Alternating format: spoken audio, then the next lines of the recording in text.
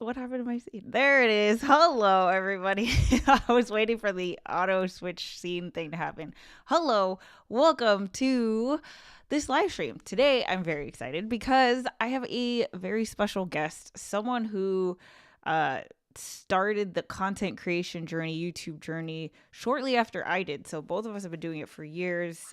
He has been on this channel I don't know, several times, and it's been interesting because both of us are content creators. We're doing it very differently, and so it's always great to check in. Um, and today we're mostly going to be talking about Instagram because I have all of the questions, but we're also just going to be talking about I think every content creator, no matter where you call home, creates on multiple platforms. So we're going to be talking about that as well. So without further ado, I'd like to introduce you to my friend James. Yay! Hi, Heather, and everyone in the Hello, how are chat. Oh my you? gosh.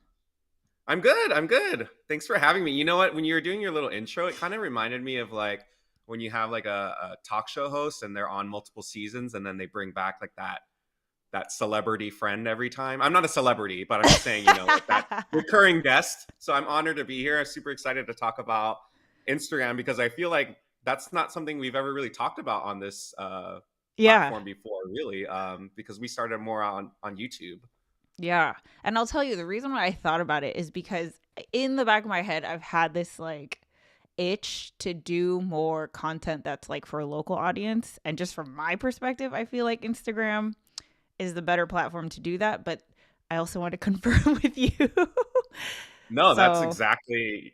Yeah, we're going to probably get right into that later on, but definitely hit yeah. the nail on the head in terms of the audience you're trying to reach for sure. Okay, cool. So before we jump in, for anyone who doesn't know who you are, Sure. can you tell them who are you? Talk about your content creation journey a little bit and where can people find you? Sure. Wait, So hold on. our oh yeah, Hold no on one worries. second. This is supposed to be you and it's not. There you go. Oh, it's just all me. So my name is James. I started out content creating, like Heather mentioned, on a YouTube channel called James and Mark, and eventually we established a brand known for eating. It started out as like a mukbang, which is like the broadcast where you eat food and have a dialogue.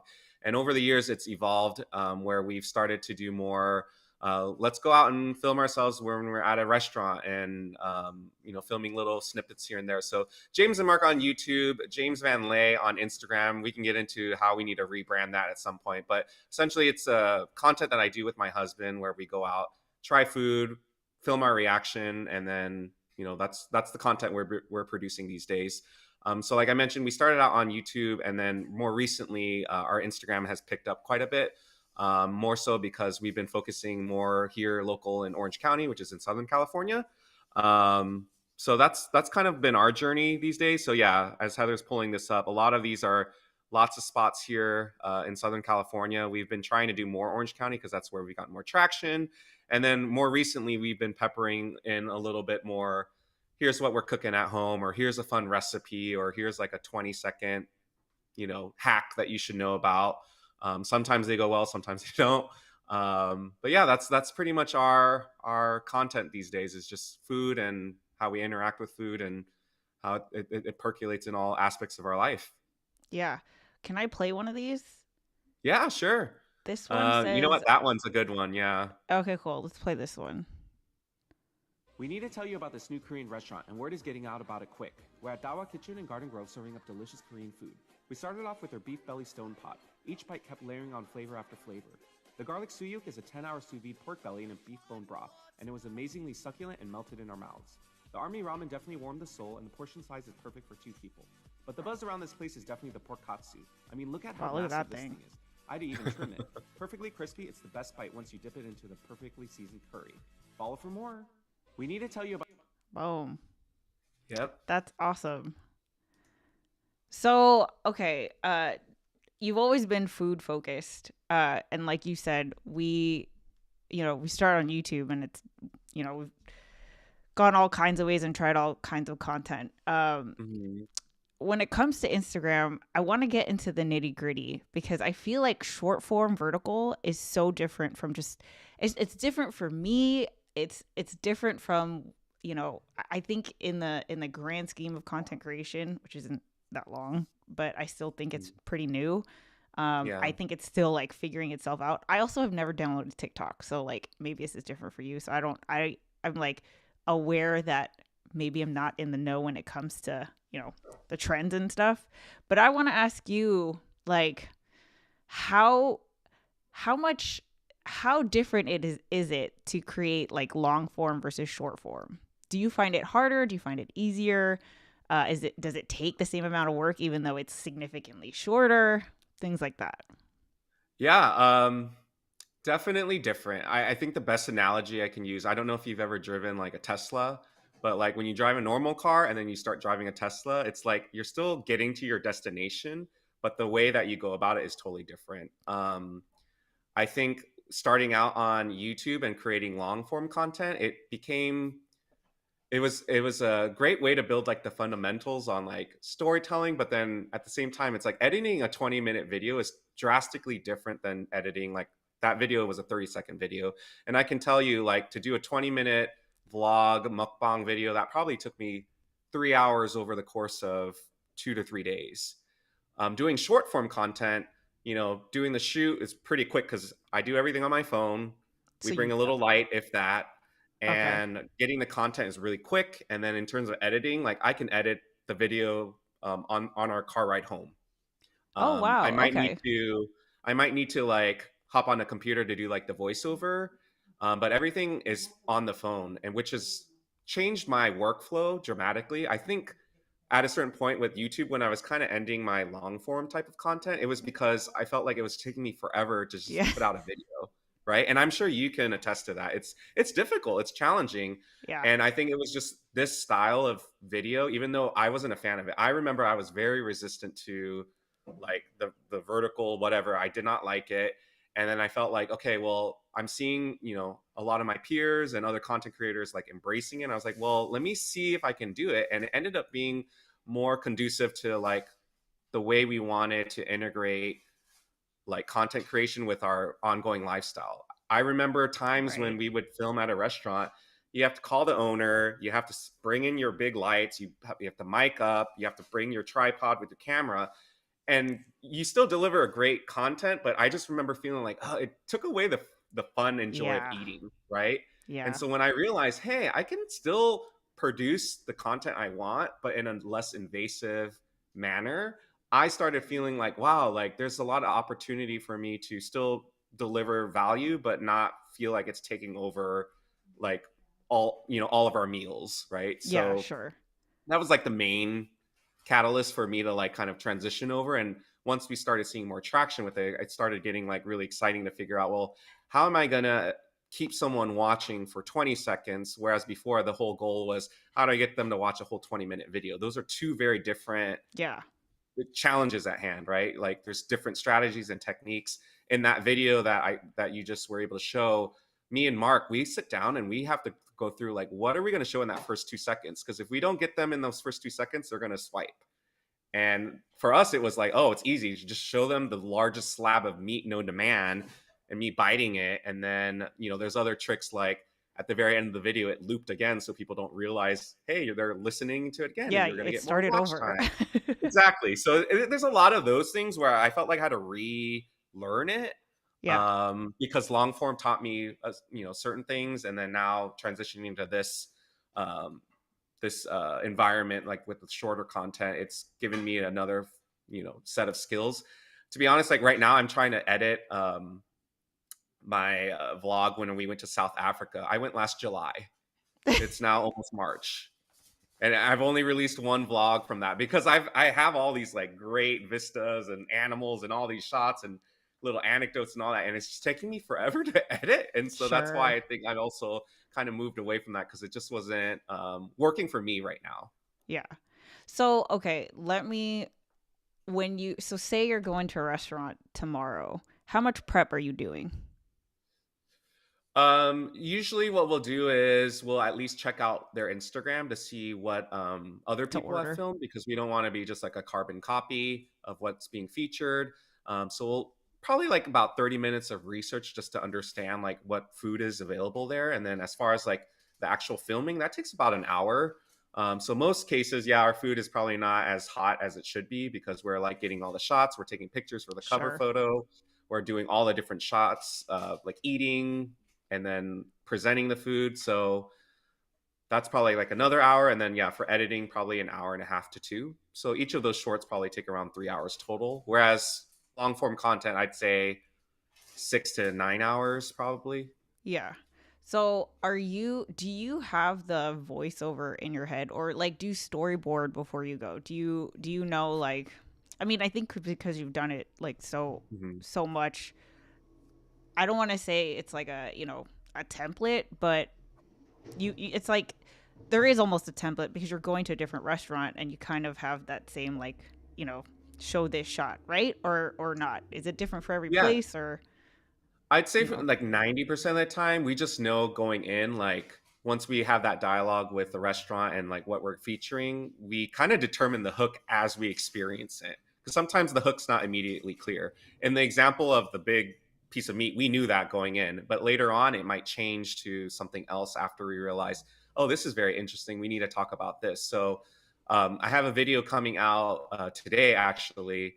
And originally it was just going to be like, here's a pizza place. Great, and then we realized, well, a lot of people make videos on Pizza Place. So let's start with some kind of hook that will get people either wanting to watch all the way through to hear more about our opinion or get them to want to comment. And so the video is going to start off with pineapples don't belong on pizza. Like that's going to be the oh, and then you're going to have a reaction. Either you're going to Yeah, like be like, "Oh, no, yeah, I agree. I'm going to say you something," have an or opinion. "No, Yeah. that's stupid. Like I'm going to, counterbalance that." That wasn't our original plan going into the place. Like we just thought of it as a pizza spot, right? But then once we saw something on the menu, we could kind of tweak it to make it a little controversial. Then we realized that's going to be the hook, and then we'll still showcase the restaurant because that's what we're there to do. But we realized like that would be the way we would draw people in is to have some kind of visual hook. We're going to show the pineapple on the pizza. We're going to have the voiceover be about the pizza, and then see where that goes from there. So you said that you could, if you wanted, edit everything on your phone, like on the way home. What are you using to edit? I'm using CapCut. Prior to this was it's been about a year.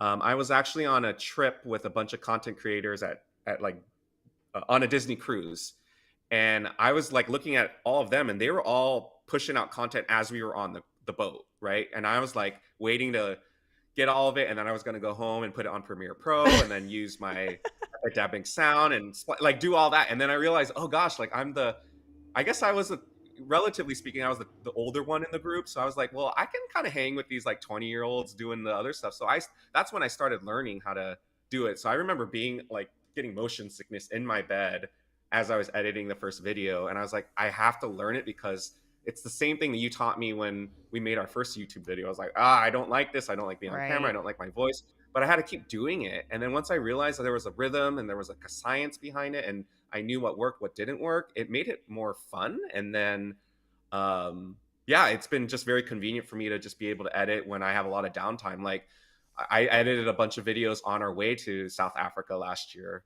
just because I had a Just on your stockpile of them. So I phone. was editing them, right? So it That's was just very, crazy. yeah, it's crazy how much you can do on your phone. And sometimes we'll even go to these restaurants that have asked us to come out and they're kind of like looking for like the The huge setup. stabilizer and the mic and all that. And Sure. I'm like, nope, Yeah. it's all here. And I'm able to do everything on here. And, they're surprised by that. But that's So just the that was my beauty of next it. question. Like, if I'm in the same restaurant as you, am I going to be able to tell just by looking at you guys? Like, oh, those are, they're making a thing right now. I think to a degree, in most cases, we try not to like be as invasive. Like, so if it's a low light situation, yeah, we might have that little thing that you Right. hold that does extra light. But outside of that, we really try not to disrupt other customers because I know they go out and they don't want to be interrupted. But I'd probably say it's half and half. I know the most recent one we went to, it was probably because the amount of food we had for two people was just A lot. like insane. So Yeah. like we're there and we're like filming everything, but in other cases, like we try to keep to ourselves. Yeah. Can you chime in about like posting time or frequency of posts? Does this matter? Yeah. So for me, the rhythm has been, a lot of the social media like principles is it's cliche, but I'd say consistency is key, but it's consistency to what you can do. So right Right. now what I can do is daily. So I try to stick to daily, but I'm not doing reels every day anymore. I used to do reels every day and that helped us grow pretty much overnight, and then I realized, then the algorithm started changing a little bit, so reels were not getting pushed as much. So then we've been peppering in some carousels, some static posts which are doing well again. So for me personally, I've been doing it daily. I think there was a second part to that question too, right? Uh, like I forget. frequency. Frequency and Um, oh, brain time. fart. Oh, time.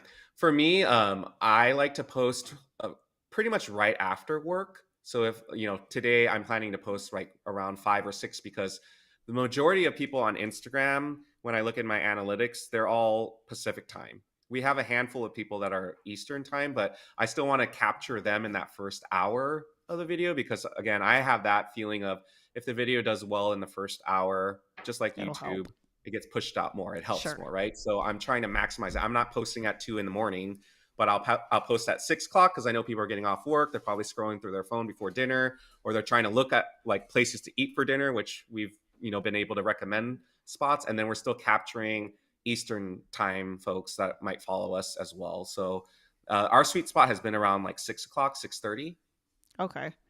Pacific time. Um, Yeah. are hashtags dead?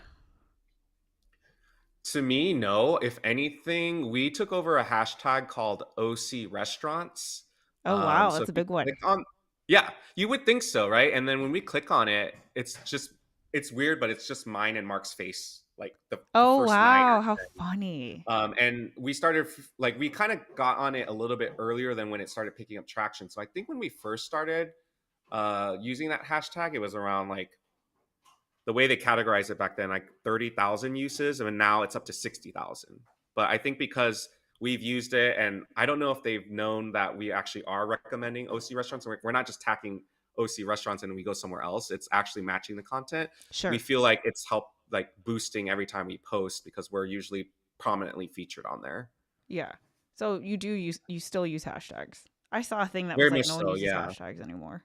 Okay, cool. I use hashtags for reels, and again, I don't know if it truly works or not, but there's something called topics that I make sure we Yeah. use in every single reel that we put out. And for us, there's 3 or 4 that we always use. So restaurants is usually one because that's obvious, and then depending on what we're eating, so if it's more meat based, if it's more seafood based, then we'll use that. And then like a tertiary one would be like rice and pasta or something, right? So we always make sure we use all of that as well. Do you think about or factor in um the idea that people, especially on Instagram, might have a tendency to watch with the sound off? Yeah. So when I first started making videos, I was not a big like caption type person. Like I was like, that's an extra layer of work. I have no idea if this is adding additional value and whatnot. And then I had that realization one night. Mark's like a light sleeper. So he actually asked me, can you turn off your sound? And then I'm like watching things in the dark. And I remember scrolling past through ones that didn't have any text. And so then I realized, well, if my own viewing habits is to Yep. swipe, then I need to change it up. And so every video I have now, there's some form of text visual interest on the screen because I know people's viewing habits are you can't always have the sound on, so you need to have some other way to engage. And so I use the auto caption feature in CapCut, which is pretty dynamic. And I think previously I was doing it the old school ways, but there's so many automation to like make Yeah. those things happen. So that extra 5 minutes could make the difference between a video getting like 10,000 views versus 100,000 views these days. That's crazy. Yeah. Um, let's see. Do you think about like new versus returning subscribers and like what does that look like? Because for me, I don't know. My impression is that short form content tends to um, skew skew a lot towards new people. I don't Hmm. know why I think that. I think because like YouTube Shorts is like still relatively new, and that's that's where my perspective comes from. But I don't know. Sure. Like, do you get a lot of returning people? Like people have been following you for a long time. Yeah, I'm noticing, especially like in the comments, that we're getting repeat commenters and people that are liking it consistently. And I think it's because we've basically, where people might have used Yelp in the past, now they're just going to our feed and saying, That's "Hey, what are James and interesting. Mark eating lately?" And now I want to just scroll through and bookmark some of their spots. And so we've gotten feedback directly from our followers saying, "Hey, I really like that you did this video and here's a recommendation." And so we're seeing repeat probably on there right now more than we do on YouTube Shorts. Yeah, that's Yeah. interesting. Do you ever go live on Instagram? So we've gone live like a handful of times, and that's really the school of thought in going on live was that all the platforms love when you use all their features. Sure. But right? Isn't that like I feel like it's the same thing when you rub the slot machine and you hope something happens, but we really don't know, right? But we just do it anyways. So yeah, we went on live a few times, but it just wasn't native to me. Like, so I just haven't really integrated that much. I think if anything, one time we filmed our normal like reel and then we decided to go live after so that people could see um kind of behind the scenes after we were done eating. And then we did that once or twice and just never dabbled in that again. Okay. Um, what do you think? Like, how would you describe what a successful Instagram post is, or real post? Whatever, like content on Instagram. What makes it a successful post? When I first started, obviously the first thing that they like throw in your face is the number of views, right? And so you're always chasing views. But recently, I've been very fascinated in seeing how often things are being shared. If anything, I'm surprised. Some of our videos have more shares than they do have likes. Like people are taking the time to actually share it with their friends and family. Mm, And so I've been actually using that as like a major indicator of if a video is successful because it takes some time to like click that button and then also put it in and put yourself out there saying, hey, you should watch this. yeah, And so out of sure. the available metrics they have on Instagram, like the shares have been very interesting for us to kind of see um, and assess what makes this shareable. We actually yesterday we went to a movie. Right before the movie, I think the video was at like 80,000, and then we views, and then right after we came out, and it was at 160, and the shares of that video also like exponentially increased. And I was thinking to myself, like, what made it so interesting? And it goes back to the fundamental of having like that hook in the first 2 or 3 seconds. So for that video, the hook was we found a Korean barbecue place that serves tortillas. And at that point, we've heard of the concept, but we've never seen an actual restaurant do that. And we knew that that was going to be like something that would be very interesting.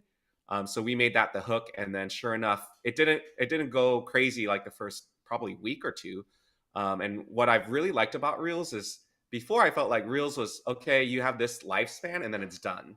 With Reels lately, they've kind of been like, oh, actually, this is starting to get more shares and we're going to push it out even more. So videos that you thought were dead at one point still have an opportunity to like blossom and butterfly or whatever you want to call it. And so that's also been a motivating factor to keep like creating content because it might not perform as well at the beginning, but then you might see, it does well later on. So you said reels. Is that true for for shorts? Shorts, yes. There was a short where I uploaded a short and it was like 30 views and that was like 4 hours. And I was like this close to deleting it, and I was just like, I'm just gonna leave it there. And Yeah. then and then I went to bed, whatever. The whole day passed. I went to bed and then I woke up and then it was up to 6,000. Oh wow. And I don't know what like Yeah. really made it get pushed, but I just remember like don't touch it. It's performing the way it's performing, and maybe it'll have an increase later. But I on all the platforms actually I've experienced where something that might not start out as strong could pick up traction later on. Interesting. Um, okay, so before I go into this question, I wanted to ask you like how would you describe the difference between TikTok, Instagram, and YouTube when it comes to short form vertical? Short form vertical. Um, So like I mean so anything from I think one time we talked about like on YouTube, it's more of a global audience, so they might not be interested necessarily in like an OC restaurant, but they probably might be interested in like a Costco tip or something because sure. there's Costco's everywhere. So and then like I said, I don't know anything about TikTok, but like what are those differences when it comes to you're uploading the same type of content, but it's on different platforms, which I think like has different audiences. Yeah. What I would say is like you mentioned this at the top of the hour is that Instagram, I think their algorithm favors like locality. Like our audience, I feel like is very local to where we're posting the content. And it wasn't until we decided, hey, let's kind of take a break from featuring all these other cool places that we go to and really just focus on Orange County, specifically like Korean and Vietnamese food, which is me and Mark's background. And that's when we started seeing more traction and the videos getting pushed out more because they knew, hey, these guys have an authority in Orange County. So on Instagram, yes, let's push them out because that's the content that the people in Orange County want to watch. They want to know that they can go to that restaurant versus someone on YouTube living in, another part of the world has no interest in coming to America to try this Sure. dish. So they're not pushing that out as much. So from where we're like the target audience we're trying to reach, I think right now Instagram is doing us the most justice. I think Sure. YouTube is great for reaching like a global audience, and so that's why I think I talked to you about this earlier. I might create the same exact content and post it on all three platforms, and they'll all perform very differently based on a variety of factors. But more recently, we've been repurposing our Instagram content to make it less about the location and more about this is the cool thing or The this is idea the of neat thing food or about it. something. So Right. going back to the Korean barbecue example, on Instagram, it was like you go to Linwood, this is where the tortillas are, the meat's great, blah blah blah. For the short YouTube video, we cut out the Korean barbecue aspect because people can watch a bunch of Korean barbecue videos and not care. Let's just focus on this place serves tortillas. How cool is that? So the Yeah. video, while I edited the Instagram one and then I basically did a copy of it and then I just spliced out all the other stuff where I'm like, if I was a global audience, what do I not care about? Let's start deleting that because that's the stuff that's going to make people Interesting. swipe away. Yeah. So that was kind of that approach. For TikTok, I feel like they like when people binge watch all your stuff. So I really haven't figured out that, and I don't know if I want to figure that out yet. But our videos are just a bunch of restaurant videos in Orange County again, and so we have a small group of people that I feel like follow us because they're not using Reels, but they're using TikTok and they're in this area. But it Mm, hasn't grown to the point where I'm dedicating more effort to like figure out how to optimize it better on there than I am on the other two platforms. yeah. Uh, do you worry about um, competition in terms of being a foodie creator in the OC? Like, is that something that you worry about, or because when I hear creators talk about Instagram, I hear the words competition a lot, and I hear the word algorithm a lot. Hmm. Um, and I don't know how much you just like we found a thing that's working and we're having a lot of fun and like you it seems like you're in this like momentum, so Hmm. like just keep going. But how much if at all do you think about like competition in the algorithm and like maybe I don't know having to switch things up based on what people are doing? Oh yeah, I think we think about it all the time, and it's helpful because the content we create, it's not just me, it's me and Mark. So a Right. lot of times we kind of assess like, oh, there's a content creator that's going out to this area or this restaurant that we've not been to, um, and not feeling like we're copying them, but hey, they got a lot of traction from it, so we should probably Check it go out. check it out and do our take on it. So from that lens, for sure, we always keep our minds open to like what are people doing, what is it that we can do, and what's the spin that we could put on it, because our perspective is very different, and people follow us because they either trust our tastes, they know us, or we present it in a format that they enjoy. So that's why we always feel like competition is actually great. It's an ability for you to kind of say, what is the value you're going to add, even though it's the same exact restaurant.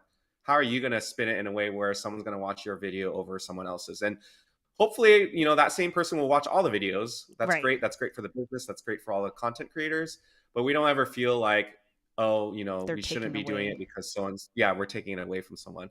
I do have to say though, now that we're kind of in this space and we're getting invited to more things, it's interesting to go to these things and you don't know them, but you know them because you see their content all Yeah. the time, and then you know that they know you too, but no one says anything. Well, usually I'm the guy that says, "Oh my god, hey!" But then I'm like, "You could have said hi too." But that's a different talk. That's funny. Um, okay, so do you it are you getting monetized on YouTube or on Instagram? Is it the same No, as like YouTube? it's very different. It's a very different model, and the model that we created is just separate from Instagram. So I don't think I've ever made a penny off of Oh, Instagram, like I ever. see. Maybe when they used to do like meta payments for a very brief time, and then they took that away probably a month or two after. But in full transparency, some of the content we create is actually collaborations with the restaurants. So they're Sure. inviting us to come out to try their food, and then on top of that, there's a fee that we're able to charge to be able to film the content. So it's kind of like both, but we're peppering in because when we started, we obviously weren't doing that. But then once Yeah. we realized the amount of time it was taking, the editing, and then Yeah. putting our brand behind it too, then we realized, oh, that's the part that we can monetize. And businesses That's the have been value. receptive because there's been some videos that took off, and then we drive by the restaurant and you see lines out the door, and I'm just like, and the restaurant owners will come back and give us that direct feedback saying, your video, people will actually show us the video as to why they came to this Oh, restaurant. that's crazy. And so there's that's that direct linkage. Before I was just like, who knows if so and so went to Yeah. whatever, and But now you it's just actually because have we're the yeah, feedback. it's because it's so local. And like the thing that we like, the funniest thing that happens is like when one of our friends, they're at lunch and then their coworker shows them, hey, let's go here, and it's like our friend, and they're like, hey, those are actually my friends. That's Yeah. when we started hearing that more of us, or more of our content, was getting out locally here. Yeah. So, did you I can't remember when this happened. Like obviously we've been friends since college. But I Mhm. can't remember when you made the shift from like mukbang cooking at home to restaurants. Was that like we just tried going to this restaurant and then all of a sudden it was like, oh, this is cool. Let's go to No, more and like create more of this content. yeah, that's a great question. I feel like, so definitely during COVID, the height of what we were doing during COVID was YouTube lives because everyone was stuck at home. Yeah, sure. It was fine being on a live stream for 3 hours and having a bunch of drinks on a Monday night because everyone else was at home. So that was definitely 2020, 2021. And then we came out of 2022 and we started trying to do back the long form content. And that was around the same time there was more traction with all these short form content. I think I remember even talking to you about, should we be like creating shorts? And I had that whole dialogue. And then um, in terms of when we like hunkered down, it might have been around the time after like late last year, around this time, when I was like, you know what? I keep posting everything. Like I'm posting, dog content, I'm posting personal life content, I'm posting photos of like food and all that. And then I realized, let me just try to do one thing and see what happens. And then that, when I started seeing momentum, that's kind of when I started feeling like, let me go more all in on this idea and see how far it takes us. Yeah. That's So it's probably crazy. been about a year. Yeah. Um talk to me about stories. Is there a strategy here? There definitely is a strategy that I'm still trying to figure out to this day. It's Okay. very frustrating because, if I post a story, I don't know if you've had this experience, but if you post one story per day, I'm going to get 1,600 views on that story. But if for some reason I feel like inclined to do two stories, I'm going to get like 400 and 300. So there's something weird about the way it works where if you post less, it pushes you like at the top of people's, when you can click on Yeah, stories like the versus if you circles post a first. bunch. Right. Yeah, you get very little. And so like yesterday I went to something, we have a partnership with like a movie theater, and they're like, yeah, post stories before. And I was like, well, if I really want to promote you guys better, I should only post one versus like a bunch about my whole experience, even though the whole experience is what I really want people to see. But I'm like, maybe it's better just to show the story and then they're going to see the whole experience on the reel when I post On the the reel. post, yeah. Yeah. But I don't know, stories, I can't tell if it's really helped us grow. I think stories for me is like, okay, this is a really cute selfie or a cute picture of me and Mark that doesn't have to do with our in feed. So I'm going to post it there. So it's kind of like, I use it as that, where I don't want it to clutter the focus of what my The feed grid. is. Sure. Grid, exactly. So then I Yeah. post it on stories and then it's going to go away in 24 hours.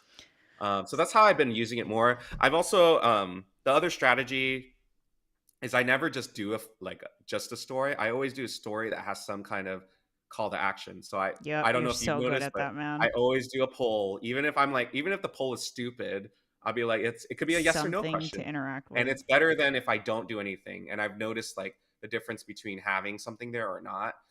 There's that slider one, and then there's also the quiz. So I always like integrating those as just to make the story more interesting and dynamic. Yeah. It's funny because like one thing that Tom and I were talking about on the couples table recently was like how on Instagram and even with YouTube shorts, it's like so much of it is just scrolling and Mhm. versus on YouTube, like even when you are scrolling through your home feed, you still have to choose whether to actually watch that video. And so like I feel like with Instagram stories, it's like the closest thing you get to the viewer having the power of choice of like I choose to watch this person and this person versus like I'm just scrolling and I don't know what I'm gonna get. But I feel Mhm. like it's different with you because you kind of really cracked a code of like something that works for the platform of Instagram, the your audience, and then like what you like to do also, and I think that's an awesome thing. For me, I'm at the point where it's like, well, even Tom and I, it's like, if we were to say which platform is our home, it would still be YouTube, and Instagram is more of like a supplement. What would Mhm. you say is your home? Like if someone was like, what kind of content creator are you or whatever? Is that hard to say? It is hard to say. I mean, it's that feeling of like, what's a good analogy? But like, I started off on YouTube. I will never Yeah, forget sure. what I did on YouTube. I don't think I would be able to do what I'm doing now without the fundamentals of YouTube. But as far as like the amount of time I'm spending on the platform, definitely Instagram. However, like for instance, recently we just did a live stream on YouTube, and it was for a fundraiser for Mark's work. And I was just like, oh well, it's great because we do the fundraiser every year, but we've been MIA since July. Like we ended our live stream. We used to do 2 live streams a week, I know. and then we cut it cold turkey. And I was like, well, it seems kind of weird to go back and then ask for donations to help support a cause. And sure enough, our community showed up for us. And I'm like, I don't know if I have that same thing with Instagram because Instagram is a little bit more like a little bit transactional because yeah, the videos we're putting out there is here's a restaurant, here's what you should order, follow us for more. What we were putting out on YouTube was like, I don't know, there's videos of me crying, there's video of Hang me out hugging with my you. dog, there's our Yeah. wedding. Like it's just more, there's like more of that intimate side that I don't think we've been using the Instagram platform to do. So even the community has been kind of Mm, is different too. And the connection I have interesting. with both. Um yeah, I think they're different, I'd say, for Yeah. sure. Can you talk a little bit about well yeah, let's switch to YouTube. So can you talk a little bit about shorts and whether or not it has helped your channel grow? It What's definitely your helped my channel. perspective here? Well, I guess grow it depends on what you mean by grow. Well, I guess it did help us grow in all facets because, like I said, in July of last year, we stopped our live stream, which was our consistent way of putting out content on YouTube. And since we stopped that, we were like, well, we need to supplement with something so that we don't just completely go dark. So we started doing YouTube Shorts, and I'd say probably in the last few months. I think last year we were somewhere around like 28,000 subscribers. We're up to like 41,000 just purely posting shorts, not really any long form content. And I think some of those videos, it's like they're probably not the most quality videos, but that people are still clicking on that subscribe button after they watch the video. And I don't know Right. if they're really returning. I don't know if they even care about food. I think some of the videos that went viral are for very interesting reasons, not related to food at all. And then Right. it kind of just makes me think like, yeah, like who's subscribing to this and why would they come back? Because we're not creating that type of content, but it's definitely grown. Our shorts surprisingly have gotten monetized, and some of them have been making probably a little bit more than some of our long form content, because when you factor in the number of Interesting. people that are watching the shorts relative to the number that are watching like the long form, they kind of balance out in terms of what they're paying out these days. So it's still been Really? beneficial. Yeah, there's been a couple videos, but granted, it's like we're not making videos that generate 2 million views all the time. But when we Right. do, it basically can be the Even out. equivalent of like a moderately good video on our channel that's been on there for like 10 years. Oh, how So, interesting. yeah. So, what do you think is the most fun part of the process? What's your favorite part? I this is so like vain for me to say, but I love when we go out and someone comes up to us and says, "Oh my god, you guys are so and so. I saw your video and your food was Yeah, good. we Like love the that food was too. good." Or we're at the same restaurant. Like I just love feeling like we're adding some kind of purpose to like putting out videos. It's like, yeah, I'm hoping it's entertaining, but like, I know how happy I am after a really great meal. And so when I know that there's some part of us being involved in that, that Yeah. brings so much joy to me. In addition to like some of these restaurants, they don't know anything about social media, which is, where we kind of come in and say, hey, we're happy to like just showcase whatever we can. Sometimes there's sometimes it's an actual collab. Sometimes we're just there and we want to film it anyways. And then when we see what it can do for the restaurant, it just makes me feel very proud that we are able to have that kind of influence, because I think You're the before, gateway. Yeah. yeah, like we're exposing a lot of these restaurants that might not have the reach currently with their own. And I find that a struggle too. Like sometimes people will be like, shouldn't my Instagram at work be like at 50,000? And I'm like, well, the message is totally different and the Yeah. approach is totally different. The value Yeah. add is totally different. So I can't grow this over what I'm doing here. It's totally a different ballpark. So Yeah. Because there's a I'd trust say that. between Yeah. like you guys, Yes. Yeah, versus for like sure. a commercial from a business. Right. Yeah. Right. And then I guess the other part is just the constant learning. I think sometimes that could burn out people because things change all the time. Like I think there was one point where I was like, "Oh, we're making traction on TikTok," and then the next day everyone has TikTok videos about how everything changed, and then we felt deflated after that. And then you start like exploring other avenues. But I personally like learning a lot, and Yeah. so having It's a doing challenge. short form has been really a challenge, because just because you do short form on one and you're successful on that doesn't mean you're going to be successful across all three. Like I have a friend that started short form because, yeah, we encouraged him like do short form content, and their TikTok blew up like over 1 million subscribers. They were on Good Morning America. They got some Holy brand crap. sponsorships. But then if they put the same videos on YouTube, like no one cares. Like Wow. it's just like everyone's experience is very different. And so I think that's probably just a separate thing later on, is like I think as I got like further in my journey, I felt like less like wanting to compare ourselves to others, which is that can be fatal to like content creators, right? Like when you see someone having Oh, hell blah blah yeah. blah, and then you're like, well, I Totally. want that, and then you can't, and then you chase it, and then you don't get it. And then I think once we found our own rhythm, like, hey, we're eating, Yeah, we're meeting new you're people, having we're getting paid here living and your there. best It's life over there. Yeah. exactly, yeah. And I'm not Yeah. I'm not gaining weight. I'm at my skinniest. Like that's great. Like Which what is else crazy, can you by the ask way, for? with all the Yeah, I know. food I that people always ask that. That could be another topic, but it's because we don't eat all the food that's on there. We take it to go. But every people are like, you eat all six dishes. I was like, there's no way I could eat all of that. That's crazy. That's funny. Um, what do you think about the word influencer?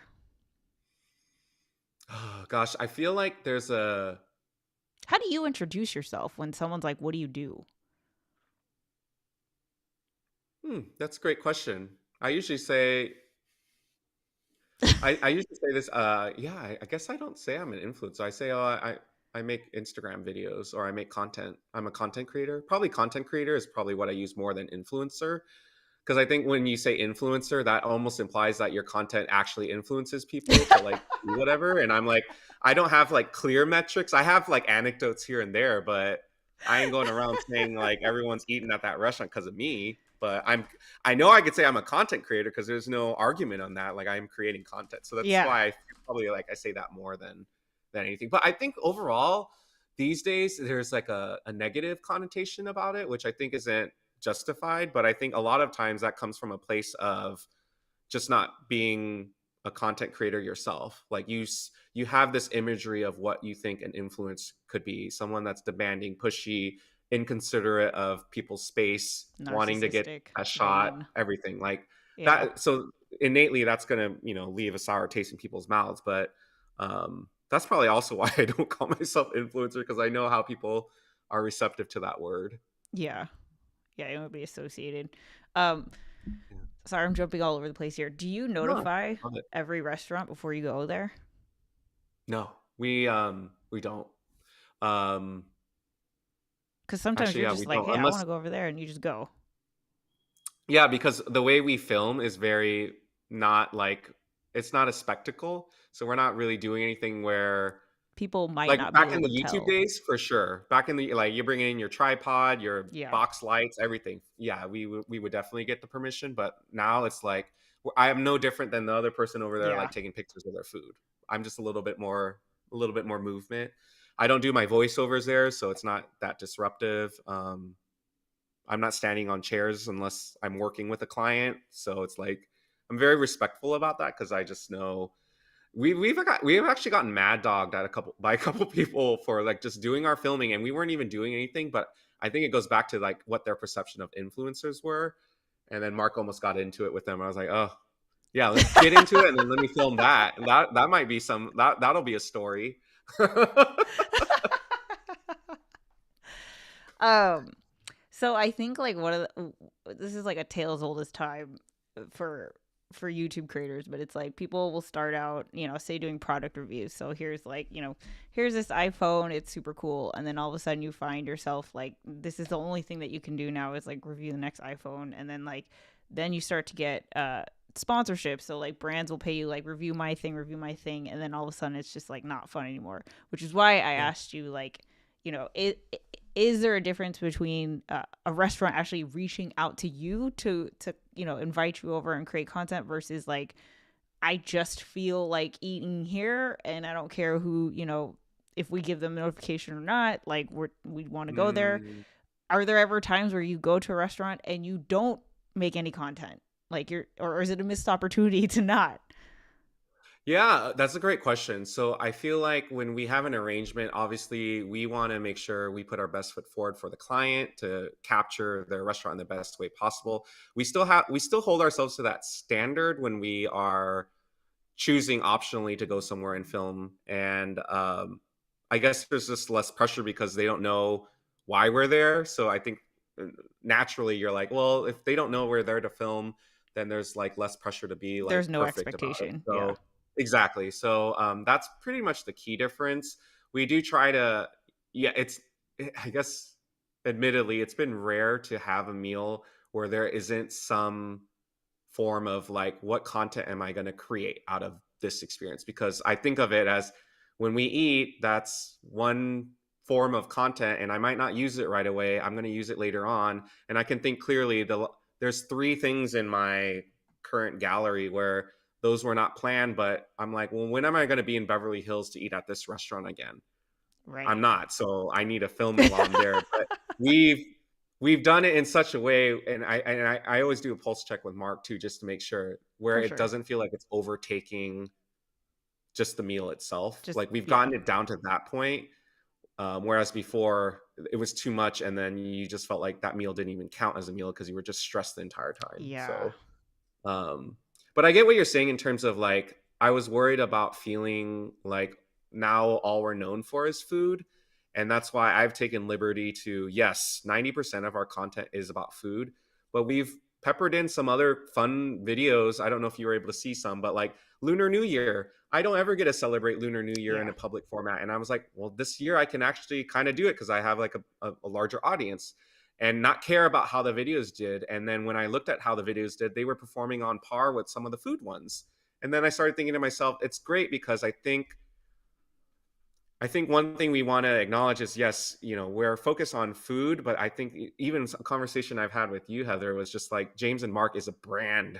It's hard to think about ourselves as a brand, Right. but we're just a brand. Like, let's just see what James and Mark would do in this situation. It doesn't have to be them eating something. It could be Right. them going to the movies, them going to Palm Springs and filming Tom's birthday. Like, it's just being able to just share that side too. I think that helps the balance. Like if we were doing full-time food content creation nonstop, of course I think we would get burnt out. But that's why I've kind of given ourselves that space and liberty to say, you know what, I want to just create this and not care how it does. And it's not to help achieve any other end goal besides keeping me from wanting to No like not metric. make more, Yeah. make more videos on the stuff that we're focused on. Yeah. So how would you say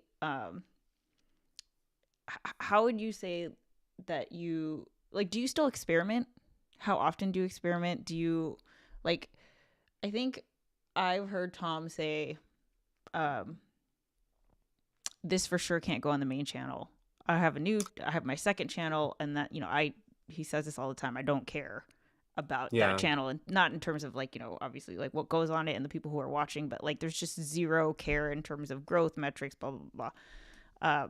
And there are definitely things that he takes a lot of pride in. Hey, I built this thing. It took freaking forever. It took a lot of effort. There's an audience here, blah blah. How much do you factor that in terms of like, okay, there has to be some kind of experimentation to not only like fulfill you creatively but to stay relevant. Things are changing all the time, but you don't want to risk, I don't know, alienating, pushing away. What do you think Yeah. about that? There's definitely a balance to it. I think when I started out on YouTube, I mean, you saw my early YouTube videos. It was like K-pop I'll dance never forget reaction your video first one. here, mukbang video over here, going to my garden over here. Like it was just Yeah. everywhere. And I acknowledge that I can't say that that wasn't the right path for me because it kind of gave me that like ability to just, hey, what am I liking and what's going to stick for the Yeah, you long have to haul? try. You have to Obviously, be in the you have to. sandbox. Yeah. Exactly. And I feel that same way right now with Instagram.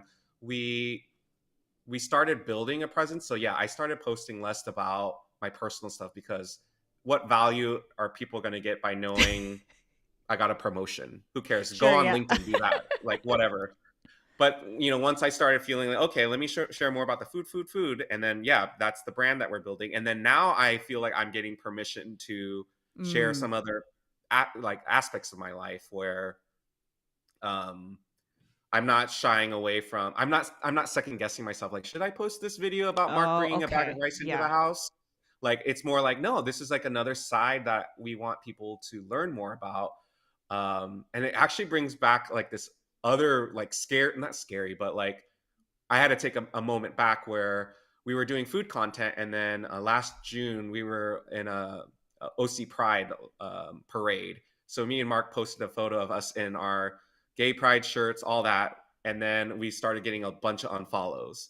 And then at first I was very butthurt by that. I was like, well, that kind of sucks. And then it's like, did you guys not know we were even a couple in our videos?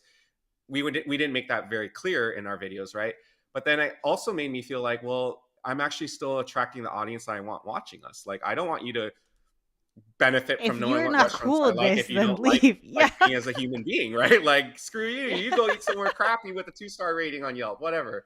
So that's where I was like, I'm starting to feel like I can figure out what the balance is, where I'm not compromising what people are initially like followed us for, but I'm not also alienating that I still need a Who platform. you Like are. Yeah. I am myself. The name, I couldn't change my name like to what we want it to be because it was taken. And so there's complications about whether I can even change the name or not. So I kept the name because I'm just too scared to like make Mess with something, it. Yeah. yeah, mess with it. So for me, that's why, again, I'm integrating stories where I can. I'm integrating like, hey, it might be a personal like thing, but I'm going to feature food in it so that food is still there, but it's not the main character. So Right. that's been kind of the way I've been balancing it. Yeah. Yeah. I mean, I think you guys have always done that where it is James and Mark. It Hmm. just so happens. I mean, like it's very clear your passion for food, but that's always been there. And Yeah, that's not like yeah. a forced Nothing's. thing. Yeah. Hmm. Um have you ever tried recording with a camera and using that for short form? Like actually, like tilting the camera, and so no, I actually we had a short form creator come to our place one time, and she showed us her workflow, and she had her big old camera, flipped it, and it had its own screen where you could see what it was seeing, and it was a totally different process. But I think for us, the reason why we haven't done that is because that's probably going to deter us from making more content. Yeah. Like the Yeah. accessibility of having the cell phone and being able to do that has been great. We've done collabs with other creators, and not a knock on them, but their content is so polished that it almost feels like it's a commercial.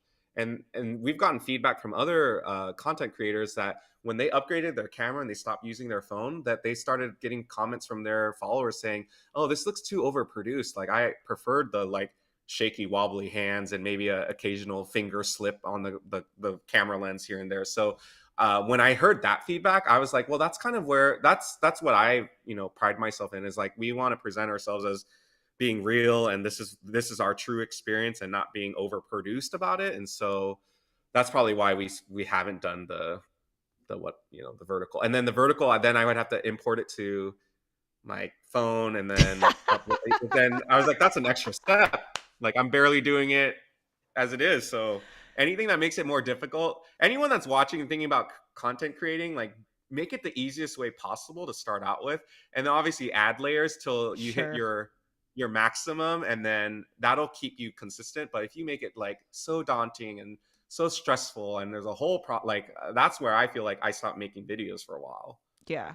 I mean, I we talk about this all the time. Like, there's a McDonald's commercial that's just for creators eating their chicken McNuggets, but like I don't know if it's actually recorded with a phone, but it's Yeah. vertical content, so it's made to Right. look like it's user generated. And it's like, well, if the big guys are, this is their Super Bowl commercial, then it's obviously working enough for them to invest for their overproduced stuff to make it look like it's underproduced.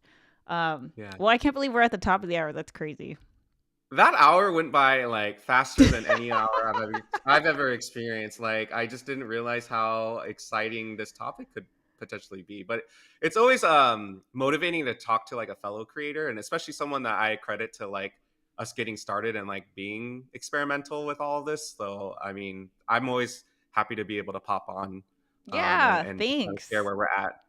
Yeah, thanks so much. It's really it's cool because like one of the reasons why I wanted to chat with you specifically about this is because I definitely do feel like a boomer when it comes to short form vertical, where it's just like here's the new thing and I'm like I don't know, like, Yeah, yeah, yeah. and I'm like, okay, I I sound exactly like the person who is asking me how to do a YouTube video. Like I can hear it's that same So thing, and I'm like, okay, is it genuinely because I don't like it? Because I bet if you looked at my freaking Instagram activity, who the hell's over there scrolling through shorts? It's me.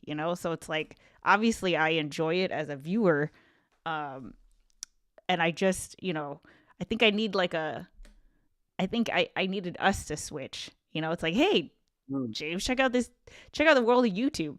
I needed you to yeah, be like, hey, check out shorts, check out this vertical thing. yeah. Well, speaking of boomer, I look like I'm on 56 dial up. What's going on over here? I should have plugged in Ethernet cord at least. My goodness, how embarrassing. Uh, Uh, no, I had that same feeling when you first introduced YouTube to me, because when YouTube first came out, like that was like, ooh, like that's too much. And I just remember thinking to myself, don't hold myself back from whatever I think I cannot do. So I kind of relived that, like, well, back then, Heather would have just said, just try it and see. And if you like it, great. If you don't.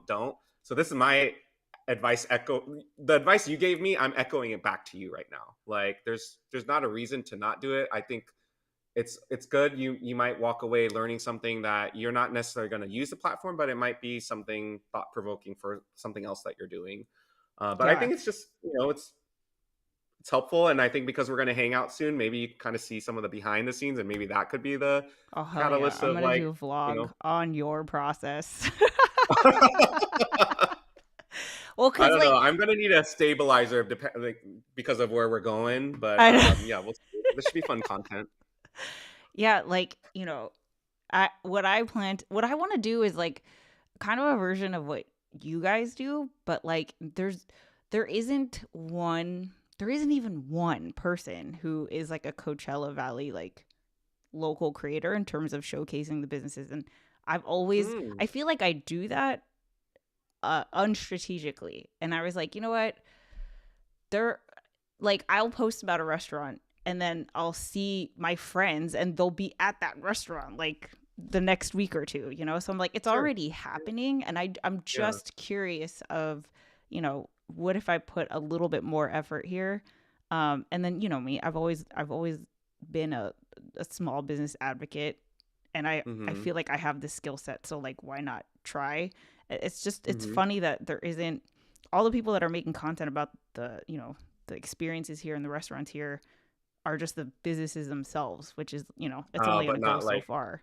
Yeah. not like the Or patron or customer. people who vacation here. So they're here for a weekend and then they're gone, but I'm Mm. like, oh, I kind of want to make, for the 365 person who's a resident here, um, you know, we love trying new things and I post about it anyway. I'm just Yeah. So what's like it. stopping you then? Well, see, that's why I just needed to talk to you. I don't really know. I think like I can't tell you how many would be reels live on here. Like so many of Mm-hmm. like, okay, Tom, like I'm walking in the restaurant, like I don't know, like Yeah. get me walking in and like here's the food and I don't know. I think like I think I'm in that I need to do a 10-day tackle. I need to get out of Mm. my own way because I feel like I have an ideal thing of what it looks like and it doesn't look like that. And so I'm like, meh, I don't know. But I Yeah. just need to like, it doesn't really matter what you're making, just make because once you Right. get into it, you're not even, I'm not going to be thinking about that. But I'm just like, it's such a new thing for me. So I'm just stuck. Sure. Sure. No, that's fair. Yeah. And like, I don't know. It's like, I need to figure out what what my thing is, like what makes it fun for me. I don't Mm-hmm. know. I just need to do a sandbox. I think I'm honestly going to do like a 10-day tackle of like Mm-hmm. just try to make 10 short form videos and see what happens. I bet I'll have like Fun. more insight. But right now it's just like I'm so boomer about it that it's like right now it's still such a mountain to climb, and it needs to get to a point where it's not so that at least I'm having fun and then I can go from there. Yeah, yeah, yeah. Yeah. I think when I started integrating it as like, well, we're already gonna do this anyways, and then just really just filming whatever you can gather. Most of our content, I guess it varies, is anywhere from 16 to 20 minutes of footage, and then we spliced it down to 30 seconds. So it's crazy, like that's how much footage you gather, and then you're just only creating like just a small snippet of your experience. Do you and you just find it in the edit? Hmm. Yeah. Uh, Tom says, I've never been a fan of short form, but turning my big camera sideways and experimenting has actually been super fun. Definitely worth trying new things. Yeah. There you go. All right. Well, I would bring my camera more around places, but not all the places I go to allow them. Yeah. That's the reference to Tom's birthday because I really wanted to vlog inside the rink, but they didn't let me bring in my Oh, camera that day. Then I had to resort to short form. I had to fall back on what I was used to. But I was all yeah. in vlog mode that weekend. That's funny. It's probably the last vlog I put out, actually. Yeah. We loved your South So Africa one. help me figure out what I need to do to reconsider long form again. Because I'm on that, like, I don't know. I want to go back there. There's an audience waiting for us ish there. But I feel like I have the same paralysis. I'm like, well, I don't know what to like. You know what? Well, We so bought the same lens that you like recommended, where it's, and I was like super excited for it, and I still haven't even attached it. well, So my thing with long form is like security. That's how I see it. Because but I also feel like what you guys are doing is like is very different from the creators that I know. I feel like you really cracked it in a way where you do have that security, but like everyone that we know that has created shorts, it has not, it's been a fickle audience. yeah. It's been like the random, like, you wouldn't even like my content anyway, so why is this getting pushed out to you? They don't Hmm. translate over to short to long form. Whereas like for me, I basically took all of 2023 off, but I was still generating revenue because all my freaking long form videos that I made freaking in like 2018, 2019 were still getting views. So like I know it's hard because like we've talked about this so many times. It's like, you know, I feel like you leaned into YouTube lives because so much of that, the value was being able to hang out with you live. Whereas for me, it's like a lot of my stuff is SEO. You know, it is like, here's a question, or here's an answer to your question. And then like, you know, you hit the, well, if you're looking where to go for dinner in the OC, here you go, you know, and like you have that Yeah. trust of like, if people like the same food that you do, and like, you know, it's just like a win-win. So I don't know what it would be for you, but the way that I see it and the way that it's proven to, like, you know, be helpful for our life is like it's such a, you know, it's like it's still been able to help pay the freaking bills even though I'm not creating actively or Hmm. consistently. Um Yeah. but I know that, you know, that depends on the type of content. And then like, you know, I've been watching a lot of stuff on like, you know, the the the state of the creator economy and like influencer stuff, and you know, AI, and just kind of like the future of all this stuff. And um, I feel like there's a sense of like doom and gloom. So it's fun. Like I feel so much more uh, reinvigorated talking to you because like you're having fun. And I feel like everyone who has talked about content creation in a doom and gloom way is clearly not having fun. And like, I feel like Mhm. it's not a lately thing. It's like, you know, I feel like there's a lot of decisions that kind of led to that point, and it just so happened that right now, because you know AI is getting so prevalent, uh, Yeah. and other things, you know, like I don't know, maybe there are big influencers giving us a bad name or whatever. Uh, Yeah. but it does kind of feel like there's a shift. You know, I'm sure you can also time it to like, okay, it's been so many years since the pandemic and life changes and all this, but um, so Yeah, I yeah, I don't. actually watched a video recently about how a lot of long form creators are basically throwing in the towel.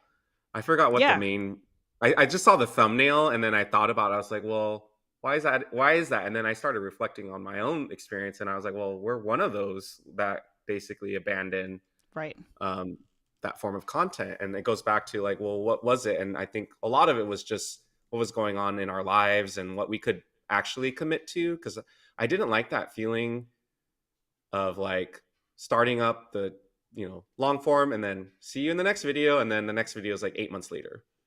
Yeah, Like that's hard for me to stomach because I know sometimes people are like they want to see your content. excited. And Yeah, so if I can't keep up with it, then I tell them as a concession, well, I can give you a short video of us every day. It's not going to be as lengthy and as intimate as what you probably come to know us, but this is what I can commit to right now and that's why yeah, I'm making this video because I can, whereas the other ones I just don't see myself being able to get back on that saddle. So maybe for our upcoming trip, only you can only do short form short form. content and only I can do long form.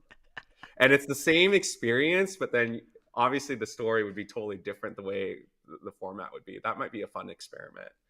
Yeah, I like, see, even just hearing that, like I get nervous. Like it's just so out of my wheelhouse, but I do feel encouraged, and it's just, you know, you never know. It's funny because it's like you never know when, like, I don't know, 6 months from now you might be making your biggest video and you have no idea. Sure. Yeah. Um, Totally. Homesick Max says very valuable conversation. Visiting restaurants equals visiting music shops and kind of reviewing what's available or not. Thank you. Thank you. Yeah, I mean Mm. that's an awesome idea. Um, I actually started following someone on Instagram who does vegan recipes that are Mm. Asian, because that's been the tricky part for me is like everything is like Yeah. freaking pork based, fish sauce based, blah blah blah. Hmm. But he did just come grocery shopping with me, and it was like Oh, my favorite video because like I don't. You could tell me, hey, like here's the soy sauce or whatever, but it was like it yeah. was like a vlog but short. Yeah. Like we're going through the aisles and he was just like, "Oh, check out all the noodles. Oh, I like this one versus this one because of these reasons." And I was like, "I could do this all day. You should just make more of this stuff." And like, Right. a lot of the people who were commenting said the same thing. Um, Ono Coffee says, "I'm still skeptical about shorts on any platform." Mike says, "I feel like long form content helps inject you into your content so your personality has a chance to come through while making your video." That's true. We've tried to convert some of our Instagram people to say, "Hey, we have a YouTube video if you want to like learn more about like outside of just these short videos." So yeah, that's pretty encouraging to hear. Like maybe that's why that's like a motivation for us to be able to create without feeling like we're messing up the space that we've created on Instagram and just directing people like if you really want to learn more about us or watch our video like learn yeah watch these types of videos. So Yeah. there's just a lot of different like I never knew what 8 years or whatever how many years it's been since we started creating that there would be so many little everything about everything, right? Like Heather and Tom have always been my go-to to like ask about certain things, but it actually feels kind of odd to hear you ask me questions Oh, about hell something. yeah, dude. So it's kind of like a little different, but also like I'm learning as I go. So I'm no guru or expert myself, but I just know what's been working for us. And I Yeah. think just identifying what you can make happen within your own capacity and what you're proud of, I think that's the most important thing. Kevin says, I totally get the boomer thing. I feel it too, but it's just another new thing you can learn. Yeah. Kevin feels the boomer thing. He's Yeah. doing do blender art with me in my workspace videos that are like those are totally aesthetically very calming and really really interesting to watch. He's not Yeah. a boomer, but gets the boomer thing. You Not to guys are discredit him, amazing but at yeah, it. yeah. So, okay, to wrap up, because I don't want to take any more of your time. Oh, sure, sure. It is February 27th, 2024. How do you feel about like where you guys are at in terms of like, you know, what you've made, what's coming up? And even factoring in, people might be feeling pessimistic about shorts or reels or short form or the influencer creator space in general. How do you guys feel about it? How do you feel about it? I think if I'm really thinking about our entire journey as creators, I'm probably the proudest of what we've built, and it's not only just from like a monetary standpoint, but just also from a value standpoint. From a Creative. Mark and I are equal partners in creating, and we found a rhythm, and we just feel like it hasn't taken over our life in a way where maybe before I felt like there was a lot of stressors involved in creating the way we used to create. So I just feel like the rhythm part of it all has been really gratifying to experience that, and then also just understanding like a year ago to what we've done in a year. Yeah, I'm not looking at just numbers. I'm looking at like are we happy with what we're putting out in Yeah, the universe, and we're so happy about that. And that's so awesome, I man. think when I shifted the focus, and I think you guys did a couples table on just like how you know sometimes the YouTube studio you open it and it's just right in front of your face, like, and you interpret that as failure or success. Like I think once I removed that a little bit, and now there's Yeah. all of these other metrics that are making me feel like overall, am I a success as a brand? And it's not relative to just those vanity metrics, but some other things that you can't measure. Yeah. From that lens, I feel very proud about that. That's awesome. That's like the best thing to hear.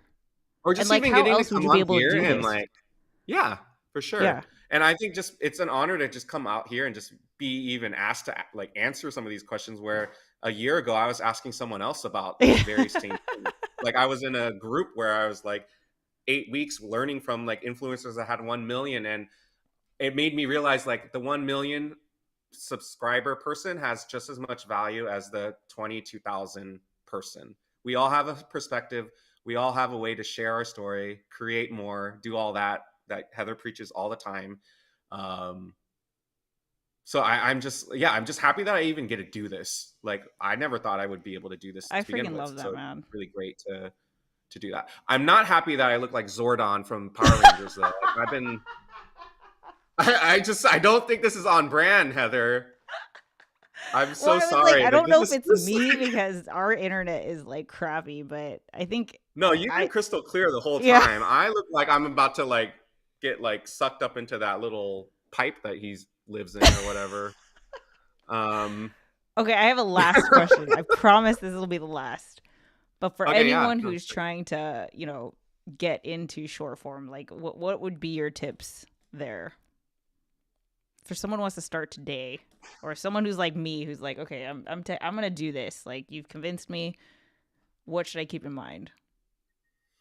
Um, yeah, I think sometimes it is helpful to have a storyboard in your head. You don't need to know exactly every element, but it's helpful to understand like what am I when I create this short and someone watches it, what do I want them to get away from it? And then that will help you figure out the shots that you need to get. Albeit those will all end up being like little 5-second clips that will end up being 16 minutes, but at least you have some of direction because I think near the beginning I was, at fault of doing this. I was just recording everything without knowing how am I going to use this. Yesterday, I had a very clear directive on what we needed to showcase, what would be the first 2 seconds of the video, what would be the last 2 seconds of the video. And it made my life a lot easier. I was like, oh, I can eat popcorn, just watch the movie and not even think about anything. So Wow. having a plan helps a lot. I think I was very spontaneous, which is kind of where I think me and Mark are a good blend because I'm too spontaneous and he's a little bit more structured. So I think we found a way to blend it a little bit more. So I think that will help you end up creating better is having some forethought and thinking about what it is. And then the second part, which is kind of counterintuitive to what I just said, is just try it, just do it. Like don't even overthink it, just do it if that takes you a few times before you get to that planning stage. But Right. you're going to keep convincing yourself not to do it until you finally do it. So that would be Right. my second tip is just jump in there, just create more, and then if it doesn't work out, it doesn't work out, and you can explore other avenues. But I never thought I would be creating short form ever. Yeah. It I didn't hated exist. portrait It wasn't videos. even a It didn't thing. exist. And Yeah. then I don't know if you know about this, but now they're asking you to do landscape on portrait mode videos. I was like, what are you going to ask us to do next? Are you serious? Yeah, on TikTok.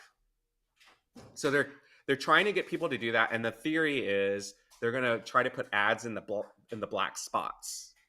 So as you're watching a video, then an ad can come so they can monetize it. So they're pushing out more videos where it's That landscape. And I was like, but I just learned how to do this way. Now you're making me go back. So that's why it's like a rat race. And you're like, what do I do? What do I change? But just be yourself and just do it if you're having while it's fun, it doesn't even fun. And matter. Yeah. yeah, because you're going to keep chasing it forever. Yeah. Yeah. Thanks, man. Anyway, Thanks, James. of course, anytime. Where can people find you? My Instagram is James Van Lay. I think whether might It's have in the like a description. Yeah. overlay of something. Yeah. Yeah. And then on YouTube, we're James and It's Mark. James and Mark. Yeah. And then on Instagram, James and Mark. The other tip I would give is if you know what your handle is, make them all the same on all three. But I didn't know. I just decided to be on. Yeah. So It's all good. We have link in bio now and all that, so it's fine. Oh, right. All right, All right. cool. Thank you, James. Bye, All right. everyone. See ya.